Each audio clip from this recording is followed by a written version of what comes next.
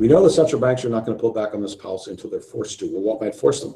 Perversely, what's happening in Europe and in Japan, which I thought I didn't finish earlier, is that they're running out of bonds to buy.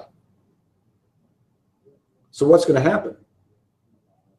Is the Bank of Japan suddenly going to change their mind and stop buying and let rates go up? No, of course not.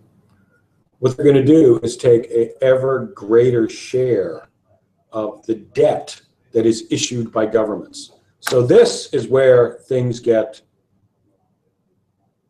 loony, although not publicly yet. You have Japan issuing debt, and you have the Bank of Japan, which is an arm of government buying the debt. As long as people believe fractional banking is a confidence-based system,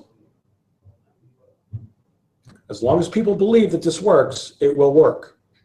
It's when they stop believing that the things fall apart. Now, there is an added benefit to governments, or an added inhibition against people losing their faith in the system when it comes to something like the Bank of Japan buying its own debt, buying the debt of its own government and issuing money which has no real basis in anything. And that is, there really isn't any alternative system. So I think psychologically we would all be wary. It's not a leap that anyone wants to make. Because if they do, it's almost like the abyss yawns beyond it. So we can be sure that central banks will continue to do this because they have no other policy on hand. And God knows the politicians are not helping them. Two, that it will not stop until it's forced to stop. The old line, something that can't go on forever won't. Does that apply to this situation?